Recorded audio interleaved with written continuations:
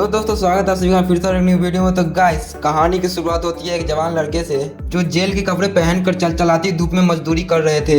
वो सब रेगिस्तान के बीचों बीच गड्ढे खोद रहे थे। उस वक्त बॉब वेफ नाम के एक लड़के से उसे ये सब बर्दाश्त नहीं हुआ और उसने अपना पैर एक सांप से कटवा लिया।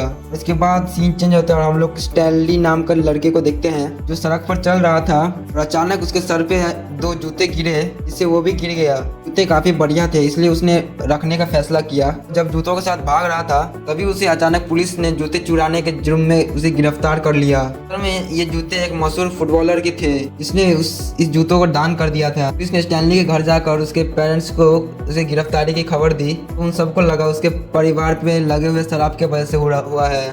कोर्ट में कैमली को स्टैन ग्रीन लेक में 18 महीने की सजा सुनाई गई। कैंप में स्टैनली की मुलाकात मिस्टर सार नाम के एक आदमी से हुई। काफी कंजूस था और उसने स्टैनली को चेतावनी दी कैंप से भागने की कोशिश भी मत करना क्योंकि दूर दूर तक कहीं भी पानी नहीं है। इसके अलावा वहाँ कहीं जहरीले जानवर थे जो आज तक कई लोगों की जान ले चुके थे।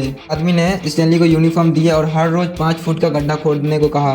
किसी दिन उसे काम की चीज मिल गई तो उसे छुट्टी भी मिल सकती है। बाद कैंप के साइकोलॉजिस्ट डॉक्टर पेंडांस्की ने उसे कुछ लड़कों से मिलवाया। जो नाम का एक लड़का था जो वहाँ हमेशा चुपचाप रहता था। लंच के समय स्टैनली ने सबको बताया कि उसे झूठे केस में फंसाया गया है। कि ये बात सुनकर तो जीरो ही बोल पड़ा और वो ये सब देखकर हैरान हो गए। सीन चेंज होता है और हम देखते हैं कि 100 साल पहले स्टैनली के परदादा जेम्स को अपने बिजनेस में काफी फायदा हुआ था। उसे एक दिन बार्लो नाम के डाकू ने उसे लूट लिया था। बात का उनके दिमाग पर गहरा सदमा लगा और वो सड़क पर आ गए। उसके पास अब कोई चारा नहीं बचा तो उसने एक बड़े आदमी के तबीले में काम करना चालू किया। हाँ, उन्हें अपने मालिक के बेटी से प्यार हो गया।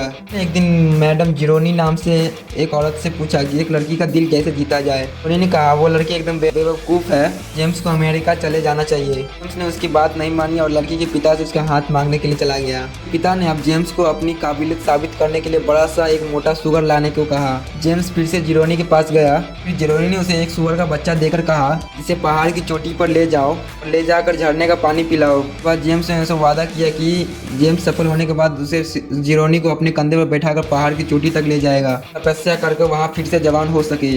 और सुअर बड़ा हो गया और फिर जेम्स लड़की के पिता के पास पहुंचा। वो लड़की तो सच में बेवकूफ निकली।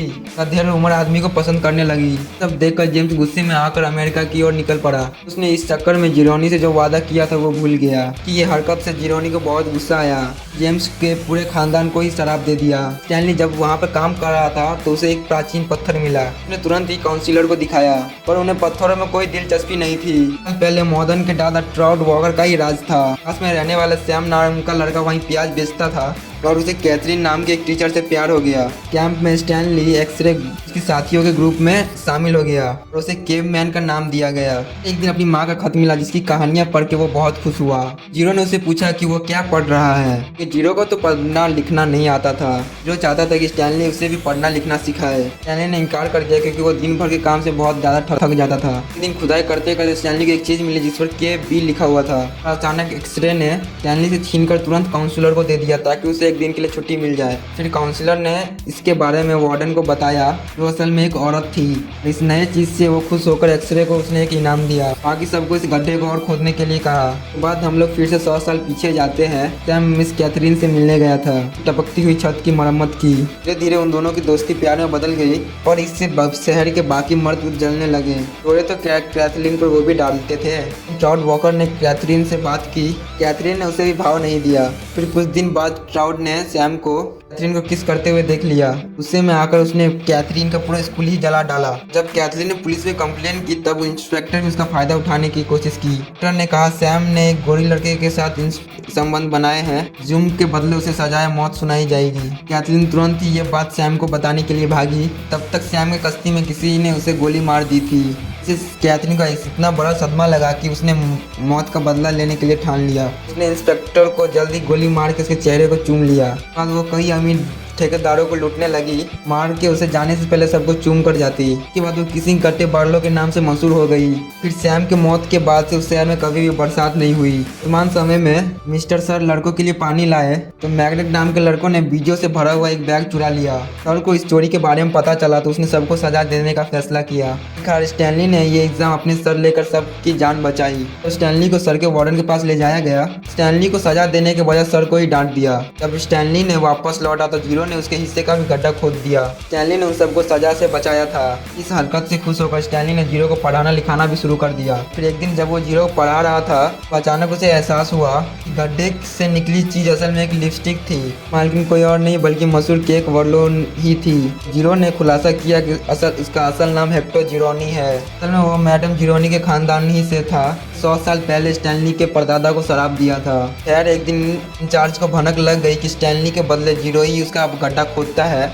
उन्होंने उन दोनों को ही नाकारा कहकर खूब बेइज्जती की।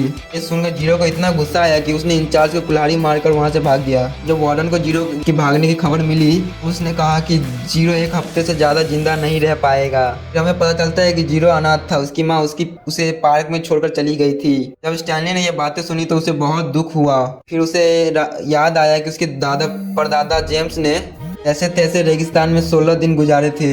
बार्लो ने इसकी बग्गी लूटी थी। उसके परदादा ने गॉड्स फिंगर नाम की एक जगह पर जाकर अपनी जान बचाई थी और आज तक किसी को भी नहीं मालूम कि ये जगह है कहाँ, क्योंकि जब जेम्स को वहां से लाया गया तब एकदम पागल हो चुका था। एक दिन जीरो की जान बचाने के लिए स्टैनली भी वहां से भाग निकला। कई घंटे रेगिस्तान में बिताने के बाद उसे एक कश्ती के नीचे जीरो मिला।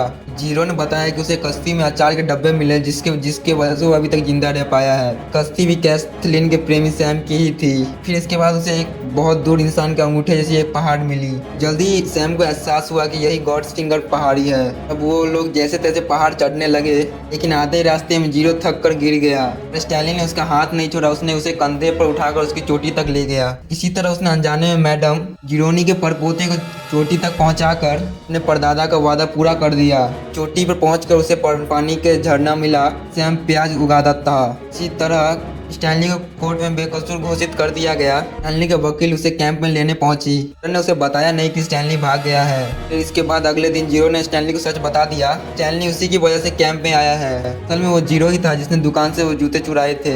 पुलिस उसके पीछे पड़ गई थी तब उसने असल में जूते पुल से फेंक दिए थे। तब जाकर स्टैनली पर जा गिरे।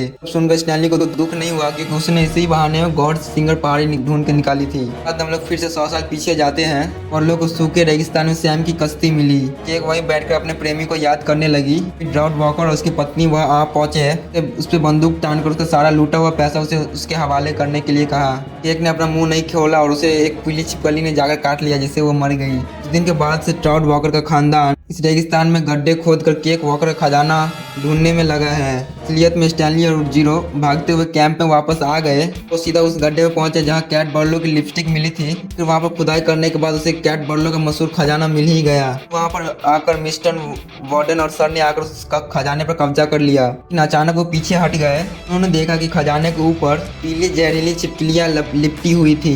वार्डन अगले सुबह तक छिपकलियों का हटने का इंतजार करते रहे तो खजाना चुरा सके। तो ये देखकर हैरान थे। छिपकलियों ने स्टैनली को अभी तक काटा नहीं। असल में उन्होंने फिंगर जीरो पहाड़िया का प्याज खाए थे, इसलिए उन्हें छिपकलियों ने कुछ नहीं किया। इसी देर में स्टैनली की वकील पुलिस को लेकर वहां पर पहुंची।